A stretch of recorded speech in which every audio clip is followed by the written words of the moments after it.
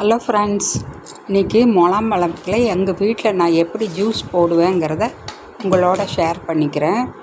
நல்லா கனிஞ்ச பழமாக வாங்கிட்டு வந்திருக்காரு. அது நல்லா கழுவி மேல் தோலெல்லாம் சுத்தமாக கழுவிட்டு நல்லா கத்தியால் ரெண்டாக கட் பண்ணிக்கலாம். பாருங்கள், உள்ள விதை அதை ஒரு ஸ்பூன் எடுத்து அந்த விதையை அப்படியே நம்ம ரிமூவ் பண்ணிடலாம். நல்லா நைஸாக வந்துடும். கனிஞ்ச பழமாக இருந்தால் நல்லா ஈஸியாக எடுத்துடலாம். இந்த விதையை கூட நாங்கள்லாம் சின்ன பிள்ளைங்களாக இருக்கிறப்ப எங்கள் பாட்டி வீட்லையெல்லாம் அதை நல்லா 4-5 தடவை கழுவிட்டு அந்த வலுவலுன்னு இருக்கிறதெல்லாம் போயிடும். அந்த விதையை நிழல்லே காய வச்சு அப்புறம் அந்த ஒவ்வொரு சின்ன சின்ன விதைங்களை ஒரு கல்லால் குண்டுக்கல் வச்சு குட்டுவாங்க. உள்ளார ஒரு சின்ன பருப்பு வரும்.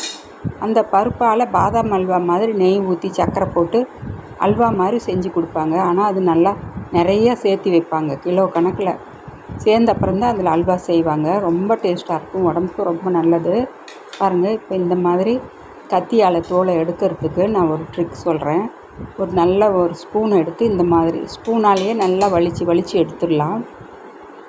நல்லா கனிஞ்ச பழமாக இருந்தால் அப்படி ஸ்பூனை வச்சாலே அப்படியே நல்லா அல்வா மாதிரி அப்படியே வந்துடும். ஈஸியாக நம்ம வலித்து எடுத்து ஜூஸ் போட்டுக்கலாம் வீட்லேயே.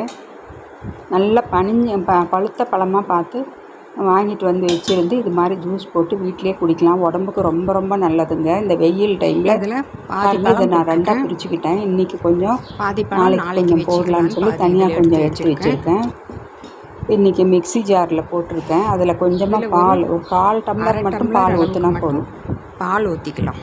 அப்புறம் சர்க்கரை, ஒயிட் சுகர்லாம் போட மாட்டேன். போட போகிறதில்ல. தேன் ஊற்றிக்கலாம். தேன் 1 டீஸ்பூன் அளவுக்கு. தேன் ஒரு 1/2 டீஸ்பூன் இருந்தால் போதும். ரொம்ப அதிகமான அளவு இனிப்பு வேண்டியதில்லை. அந்த பழத்தோட ஃப்ளேவர் அதெல்லாம் அப்புறம் போயிடும். இந்த இனிப்பு சுவை நல்லா அரைச்சிட்டு உங்களுக்கு காமிக்கிறேன். அதனால் கொஞ்சமாக தேன் ஊற்றி நல்லா மிக்ஸி ஜாரில் வச்சு நல்லா ஒரு சுற்றிட்டு இது மாதிரி நல்லா ஃபைனாக ஆகிடுது ஜூஸு. அரைச்சி எடுத்துகிட்டு அப்புறம் அதை வடிக்க வேண்டியதெல்லாம் ஒன்றும் இல்லை. அப்படியே நம்ம கிளாஸில் ஊற்றி அப்படியே குடிக்கலாம். வேணும்னா நீங்கள் ஐஸ் க்யூப்ஸ் போட்டுக்கலாம், அல்லது ஃப்ரிட்ஜில் வச்சு சில்லுன்னு குடிக்கலாம். இதை குடிச்சிட்டிங்கன்னா உங்களுக்கு வெயிலோட இந்த ஒரு தாக்கமே தெரியாது. வெளியில் போகிறப்ப இல்லை வீட்லேயே கூட இப்போல்லாம் வேர்க்க ஆரம்பிக்குது. ஒரு அரை மணி நேரம் குடிச்சிட்டிங்கன்னா உடம்பு கூலிங்காக இருக்கும். உடம்புக்கு ரொம்ப ரொம்ப நல்லது ஹெல்த்துக்கு. இதே மாதிரி நீங்கள் வீட்லேயே போட்டு குழந்தைங்க இப்போல்லாம் லீவ் டைமு எல்லாருக்கும் செஞ்சு கொடுங்க. உடம்புக்கு நல்ல இந்த சீசனபிள் ஃப்ரூட்ஸ் எல்லாம் அப்பப்போ வாங்கி யூஸ் பண்ணிக்கோங்க. நான் மறுபடியும் உங்களை அடுத்த ஒரு இன்ட்ரெஸ்டிங்கான வீடியோவில் சந்திக்கிறேன். Bye bye friends.